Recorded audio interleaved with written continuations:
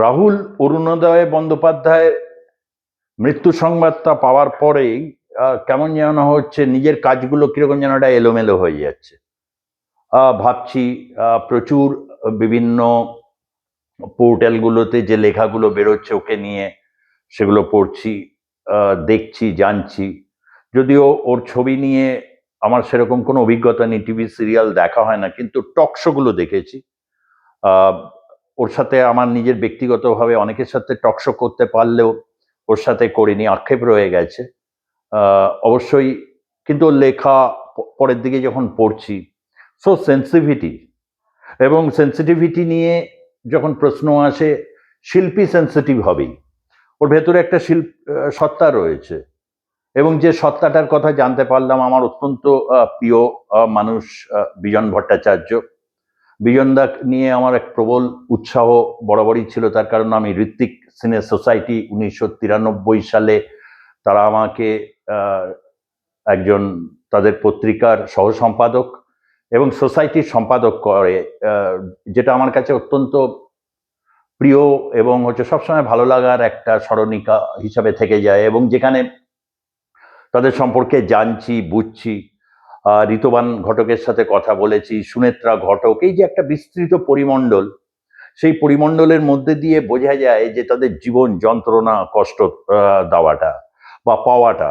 ও নিজের লেখায়ও লিখেছে নবারুণ ভট্টাচার্যের কথা, অষ্টমীর দিন ওর বাবা ওকে নিয়ে যেত, এবং যেটাকে নিয়ে ওর একটা স্ট্রং, এই যে একটা সেন্স অফ ফিলিংস তৈরি হওয়া, স্বাভাবিকভাবেই তার প্রতি বাংলার আপামর মানুষ শ্রদ্ধাবান থাকবেন, ভালোবাসবেন। এতে সত্যিই খুব আনন্দের এই জায়গাটা, যে তারা তাকে যেভাবে বলেছেন। এবার অনেক রকম বিতর্ক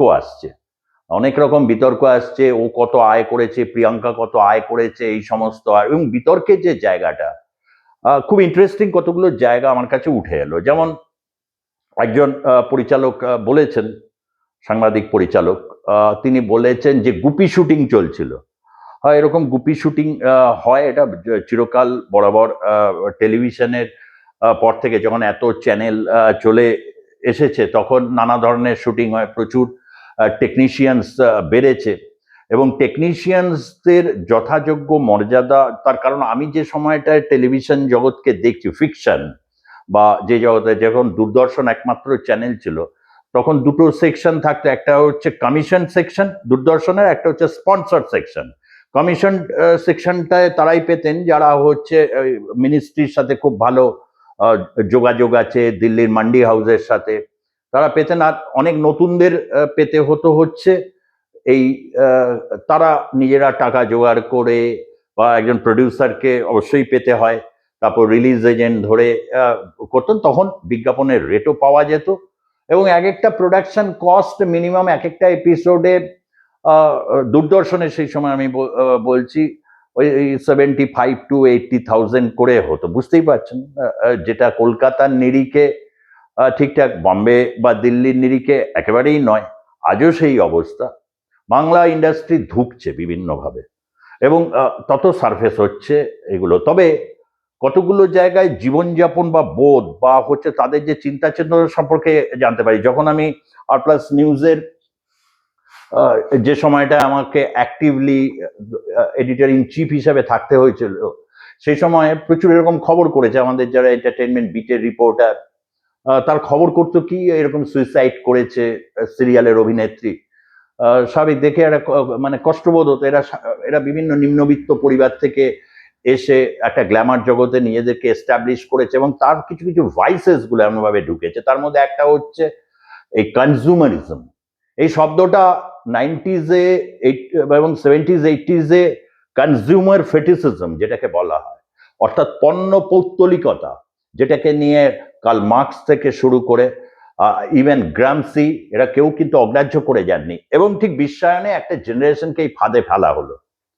যারা আজকে সমর্থন করছেন, এরকম অনেকে আছেন। আমি তো মনে করি এই ক্ষমতাহীন অবস্থায় যারা সিপিআইএম পার্টির হয়ে ভোটে দাঁড়াচ্ছেন, লড়ছেন, এবং তারা যুক্তি তারা তৈরি করছেন, তারা অত্যন্ত সাহসী। তাদেরকে প্রথমে এটা বলতে হবে, তার কারণ কিছু তারা জানেন তারা এখন কিছু করতে পারবেন না, পাবেন না, তৎসত্ত্বেও তারা আছেন। এই যে একটা কনজিউমারিজমের এগেনস্টে দাঁড়ানো, অনেকে ট্র্যাপড। 4টে মাত্র সিরিয়াল করেছে, আরো নায়িকা হয়েছে।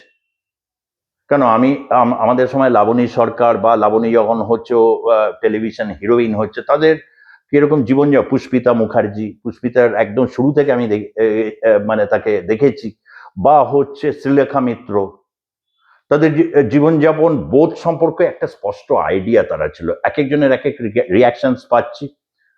রাহুল অরুণোদয় বন্দ্যোপাধ্যায়কে নিয়ে, রাহুল থেকে যাবে, এবং যে মোমেন্টে স্পষ্ট বক্তা, রাজনৈতিক বোধ এবং ওর সিনেমা জ্ঞান এবং নাটক সম্পর্কে যে ডেপথ, এই বয়সে দেখা গেছে চিরস্মরণীয় হয়নি, সন্দেহ থেকে যাবেন।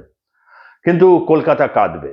যদি কবি অমিতাভ দাশগুপ্ত থাকতেন বেঁচে, আমি শিওর অমিতাভ দাশগুপ্তকে সকালে একটা ফোন মারতাম ঘটনার পর, অমিতাভ দাকে বলতাম, অমিতাভ দা ভারী গলায় বলতেন, আলো অমিতাভ দা ভালো আছো? কলকাতা, কলকাতা আজকে আর ভালো নেই, খুব কষ্ট পাচ্ছে। তো আপনি ওই যে লিখেছিলেন না একটা লেখায়, প্রতিদিন কাগজে বেরোতো, ভালো আছো কলকাতায় শিরোনামে, তো সেখানে এক স্যাক্সোফোন প্লেয়ারকে নিয়ে আপনি লিখেছিলেন। এই সরাসরি প্রশ্ন কলকাতাকেই তুলেছিলেন। এই স্যাক্সোফোন যে প্লেয়ার, সেই যে চলে গেল, বা তাকে হারিয়ে যেতে দেওয়া হলো, বা তাকে জিততে দেওয়া হবে না, এরকম একটা পরিস্থিতি যারা তৈরি করলো, তুমি তো চিনেছিলে কলকাতা, তাদের রক্ষা করতে পারলেন না। এদেরকে হারিয়ে এই স্যামসাং বা বিভিন্ন বা রাহুল বা বিভিন্ন, সত্যিই কি তুমি ভালো আছো কলকাতা? কলকাতা ভালো নেই। গোটা বাংলায় একটা সরব হয়েছেন। আমি বিভিন্ন সিনেমা বা সিরিয়ালের জগতের আরো অনেক ডিটেলস জানি, আপনাদেরকে ভবিষ্যতে আরো ও সম্পর্কে অনুভূতিগুলো কিভাবে লেখায় বা আসছে সেটা দেখতে থাকি। এবং কি আর বলবো, আমার ভিডিও ভালো লাগলে লাইক করবেন, সাবস্ক্রাইব করবেন, আর ভালো না লাগলে উপেক্ষা করবেন।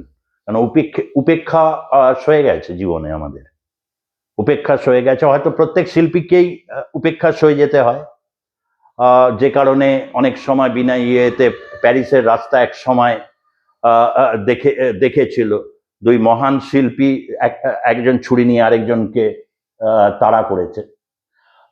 এই পৃথিবী দেখেছে মাত্র 30 বছর বয়সে মায়াকোভস্কি, তখন প্রথম এবং দ্বিতীয় বিশ্বযুদ্ধের মাঝখানে ওই রকম পাওয়ারফুল একজন পোয়েট। মানে আমরা তো বুঁদ হয়ে থাকতাম।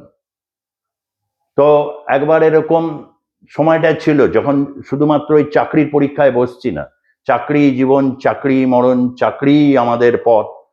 যারা এর বাইরে বেরিয়ে আলবেয়ার কামু পড়ছে বা ঋত্বিক ঘটকের সেই ছবিগুলো দেখছে, কলকাতার রাস্তায় শুয়ে পড়ছেন, মৃণাল সেনের সেই ছবিটা ভাবুন তো, ক্যালকাটা মাই এল ডোরাডো, এইসব ছবি। অনেকেই তো টাকা পয়সা ভালোই করেছেন, সিরিয়াল টিরিয়াল এই সমস্ত হয়ে টয়ে। এইসব ছবি নিয়ে ভাবলে আমার মনে হয় যে স্ট্রেস বা এগুলো থেকে অনেকটা হয়তো ভালো থাকবে। তার রসদ শুধু চাইতে হবে।